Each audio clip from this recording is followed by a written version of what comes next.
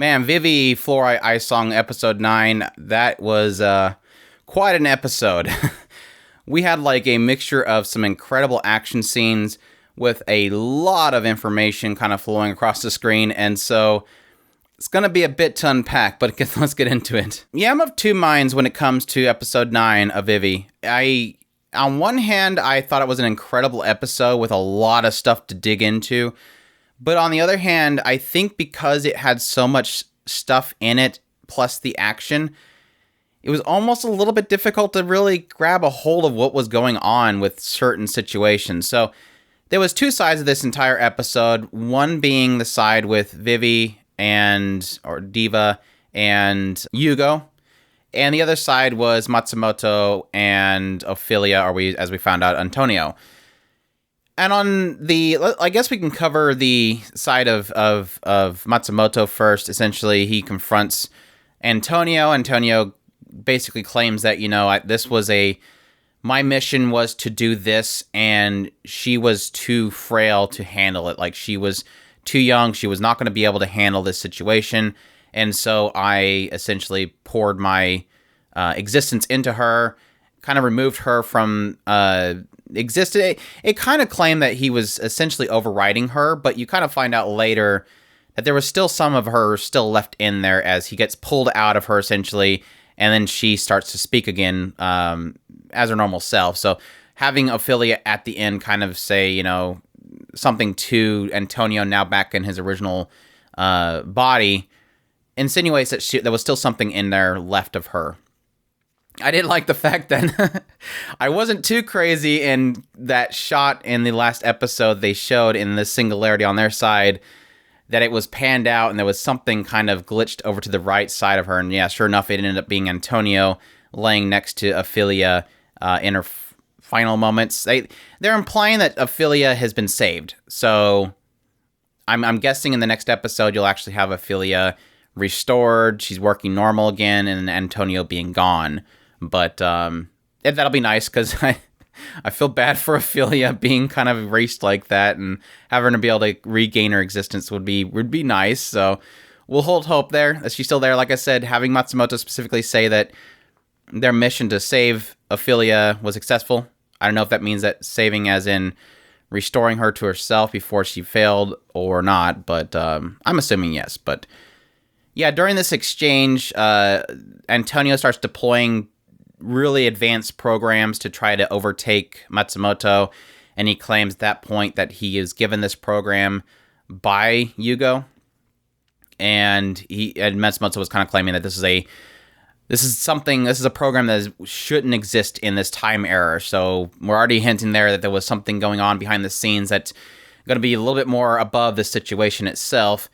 But at the same time, Matsumoto is, of course, helping Vivy, but eventually overtakes Antonio, takes down Antonio, like I said, also kind of moving Antonio back to his original body before he fails, and Ophelia is essentially rescued at that point. So that was all that was on that side. Now, on the other side, this is where things get a little bit more deeper, a little bit more advanced. We're spanning a lot of time frame here, but essentially, yeah, Hugo confronting Diva, claiming that he wants Vivy to come back. He's claiming that, you're not supposed to be in there. I want to talk to Vivy. Vivy said something that my teacher said in the past, and I want to find the answer to why he said that. That's when you find out that, yeah, he's a robotic body. It doesn't really explain how he got to that body. If, again, mankind has advanced to the point where they can put their existence into robots. It does seem like now that he is in this body that is robotic, you see that obviously a big old core comes out of his head. He's very strong. He's got a gun for an arm. He is a robot. It seems like his entire body is a robot. So again, they haven't established if you can then put yourself into a robotic body. I almost thought that one comment that was made about something being advanced for the time was the technology of putting him into this robotic body, but that was them referencing this logical program that Hugo places into Diva in order to erase Diva and bring out Vivy. So it kind of sucks that they never really explained human technology and, again, cybernetics, putting a person's self into a robot and what that all entails. But it does seem like, yes, he is a robot. He did have a mission, and his mission was to find this answer. So all I can really assume is that, again, they're hinting at this idea that something else is from the future messing with them. This future person thing, item, has sent this program back to him. He said that at some point 40 years prior to the current time, that when Vivy was shut down and disappeared, he had nothing left. This was his goal. He wanted to figure out what Vivy meant by that, and he lost all purpose because of her shutting down. And something from 40 years in the future, or something told him from the future, or something told him that in 40 years, she will awaken, he'll be able to ask her the question. And that's what gave him purpose, and that's when he got the program and all this other stuff started to happen. And I would assume that's the point in which he put himself into a robotic body, maybe using the technology that this future person maybe gave him. So maybe not only the program was given to him, not only the information about her awakening in 40 years, but maybe also the technology to put himself into a robotic body. Again, this is because I don't have any information on what is going on the human side of things and medical and cybernetics. We only get a glimpse of the AI and what AI is doing in this world. So, at any rate, he's a robot now. Like I said, he had a mission and he was stuck on that mission. So it was really getting in the idea that he was an AI specifically. So very interesting. But yeah, his whole purpose was to find out the answer. This is where it gets really hazy, because what was his obsession? His obsession was to get an answer of why she said the same thing as his teacher, and to get answers of this AI that he loved. When he was a child, he had a AI that was teaching him piano. Some point he got in an accident. The AI went and started saving lives. He couldn't understand it. Your mission is to teach me piano.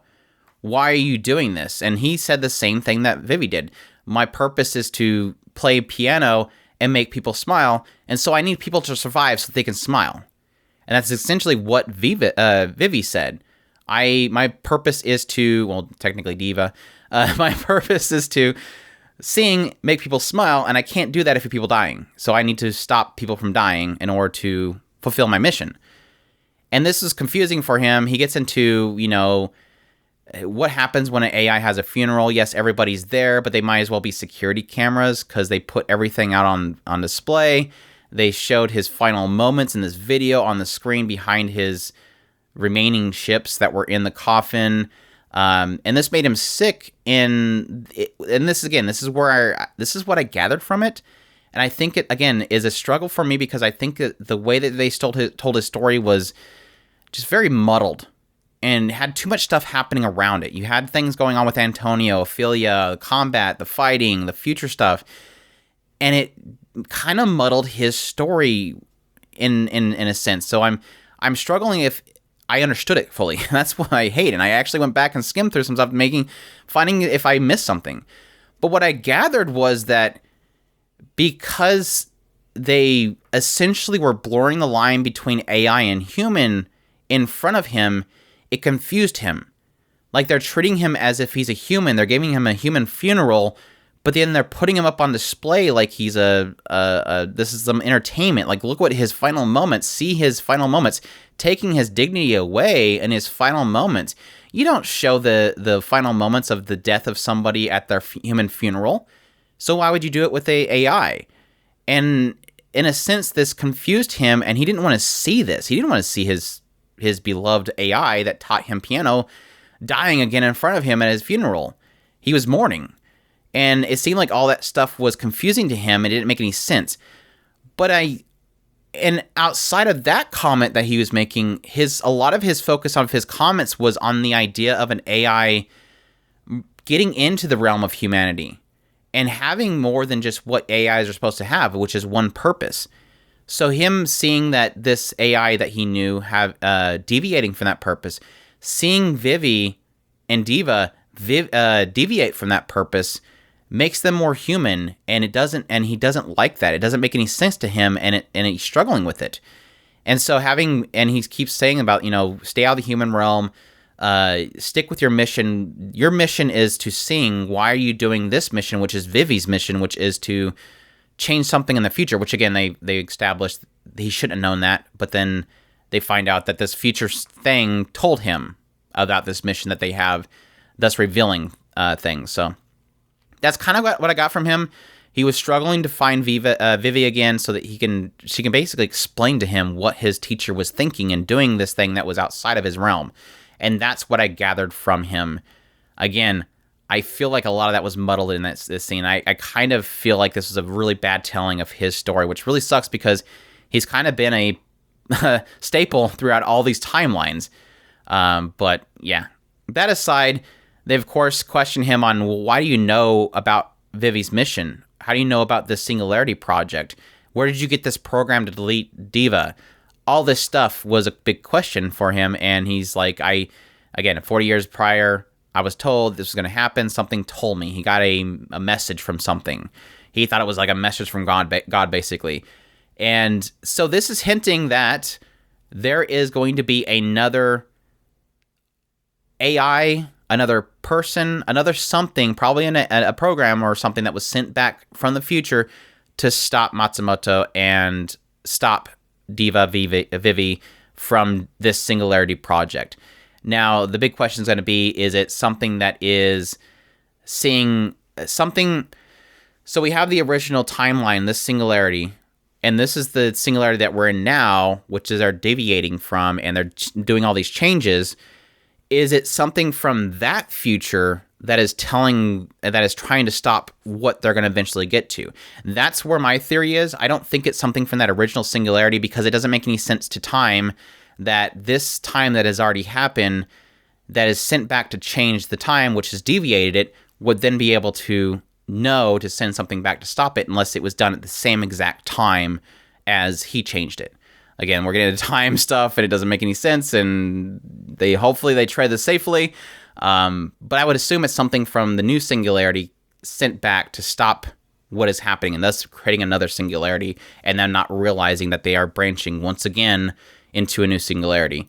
So that's fascinating. Well, I'm interested to see what that is, who sent that program back, if it, maybe it's Dr. Matsumoto in the new Singularity is like, whoa, crap, what is this thing changing? I need to stop this. That would be interesting, but we'll see. Oh, there was two final scenes that I really did like. One was kind of the reveal that technically Antonio was similar to Vivy, similar to the pianist, and the idea that Antonio, in knowing what his mission was, deviated from his mission. So again, we're adding more AIs that are deviating from their mission, and his deviation was, his original mission was to help her sing for people and create smiles. Her whole mission was to sing for people and create smiles. Their deviation, both of them technically, their deviation was that he wanted her to only sing for him.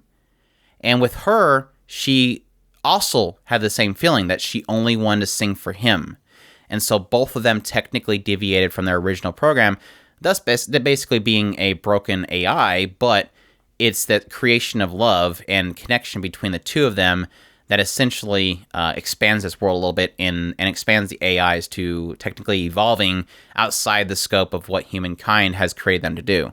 The other really cool scene was we had the scene with essentially Diva saying goodbye to Vivy.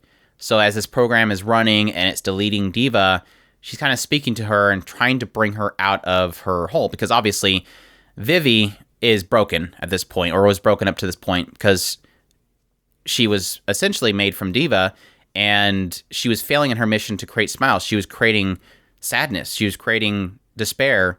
And even Hugo in his final moments says that, don't ever forget that you existing is making humans is ruining humans. Basically, you're making them sad or despair, or filling them with despair. And so this whole moment, having her say goodbye and telling her, stick with Matsumoto. I know he's a little bit brash, but just stick with him. Help him out with his problem. trying to basically claim, you can sing like this too. Are you listening? You can create these smiles as well. It's almost kind of trying to pass the baton to her, like you could be anything that I am, and you're gonna be able to pull this off, basically. So I thought that was really cute, even though she at the end kind of says, no, I don't understand, I can't do this kind of thing. But yeah, really fantastic episode. Like I said, everything about it's fantastic. I mean, the action scenes were absolutely incredible. I love a lot of the little, crazy action happening, having these little slow moments where you see something pop out, or a knife pop out, or a gun pop out.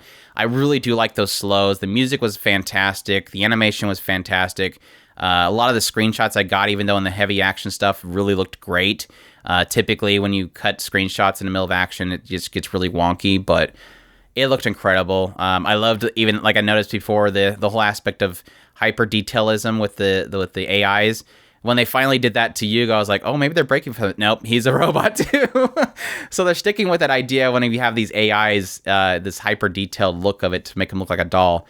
Yeah, everything was fantastic. Loved every bit of it. A lot of really cool new insights. Like I said, I just think they kind of muddied Hugo's story throughout this, which I think is kind of hopefully they'll have more explanations going forward. But that's my thoughts on episode 9. A lot to go through. But I hope you guys enjoyed my impressions of episode 9 of Vivy Fluorite Ice Song. If you did, please leave a like down below. Comment, let me know what you thought of the episode. Maybe you can explain things that I may have missed. That's always appreciated. Subscribe if you haven't already. Share this video if you can, and y'all take care.